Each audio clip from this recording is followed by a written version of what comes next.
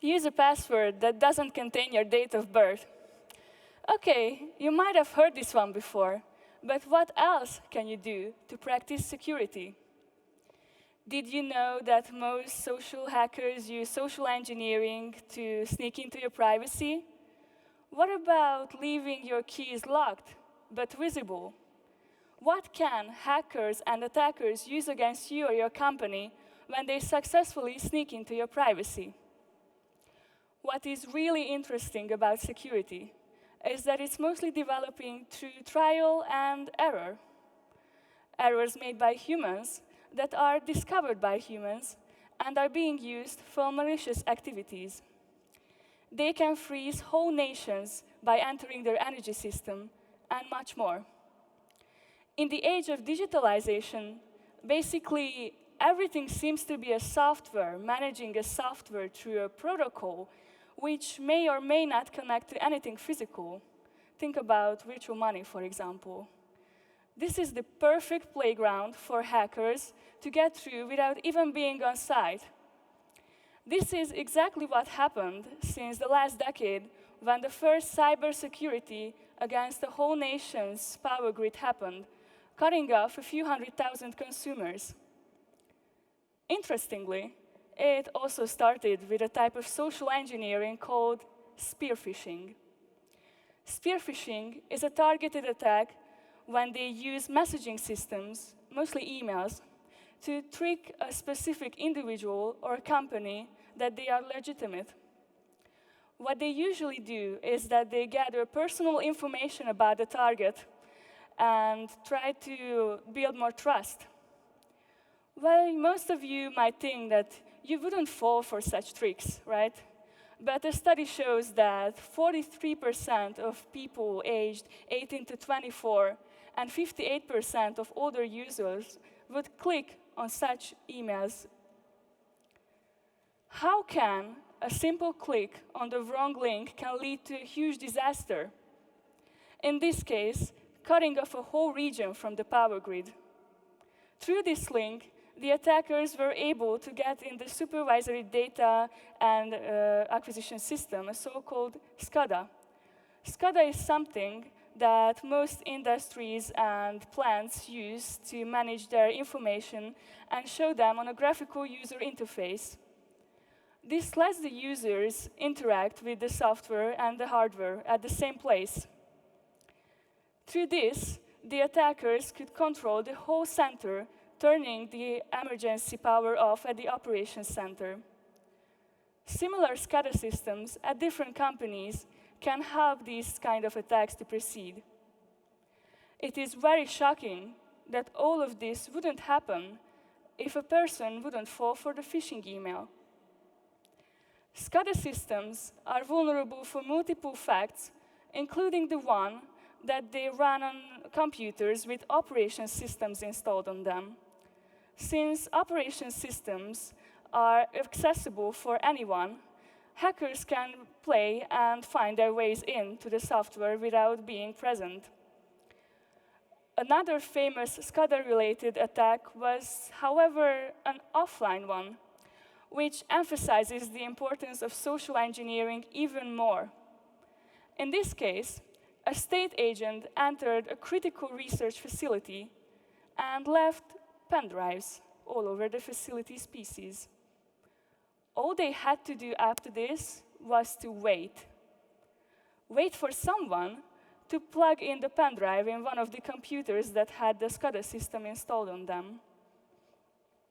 Through this, the malware could enter the system, and nobody even noticed. You would expect that a computer that has a virus on it says that you are hacked all over your screen or something like that, but the truth is a bit more sophisticated than that. Like most malwares, this one didn't notify anyone about its activities, and it installed itself silently and automatically. Eventually, it controlled the SCADA system and made the plant fail. Engineers didn't know what causes the error, which delayed the operation for several months without the need of military or diplomatic interference of the attacker. But back to human errors. Keys. Keys are elevators and keys.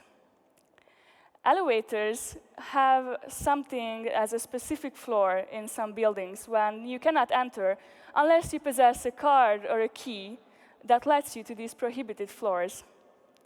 But what happens in a case of a fire? Back then, firefighters had to carry a huge bulk of keys because each company had their own type of emergency keys, maybe different ones for different models. This sounds unsafe, right?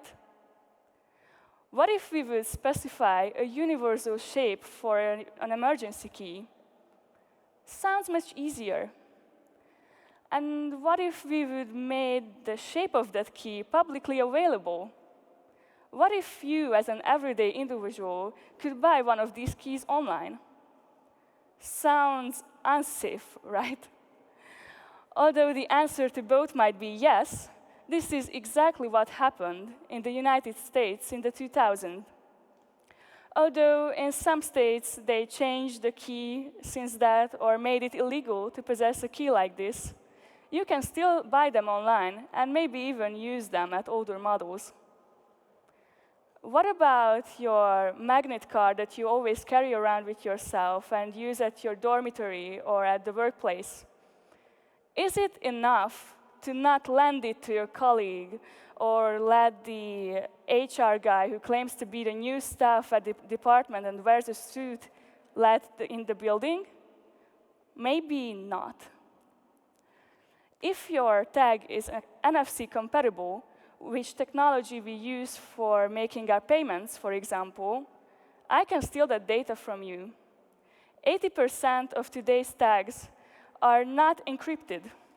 So if I download an app and get close enough to you, I can basically copy the information needed to make a physical copy later on. The price of the machine to do so is about 22 euros online. That's the worth of your safety. Although you might have better chances if you use a protective card holder. It's about 10 euros online. OK, we've talked about emails and keys, but how many of you use forums from time to time?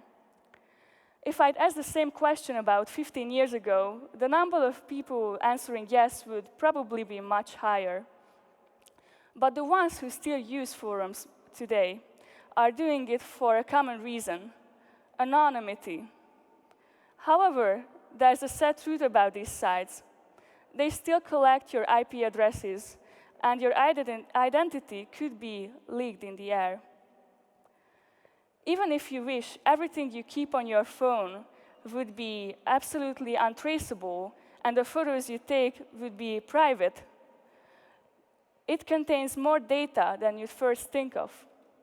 It can contain your GPS coordinates or even a date and timestamp when the photo was taken.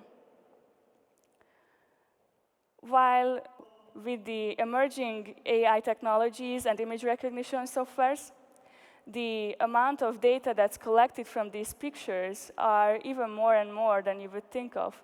If you see a montage of your mom at your gallery, this is how she's identified. So even if some websites claim to strip your metadata, it is not guaranteed.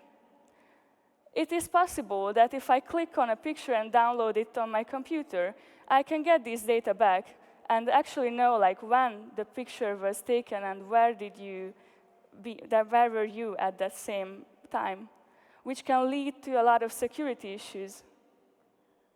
What I want to conclude here is that even if we develop new technologies, new strategies, new safety protocols, the first person that has to be at the firewall of security is you, the person operating with trusted information. So don't let naive actions define the future. Thank you.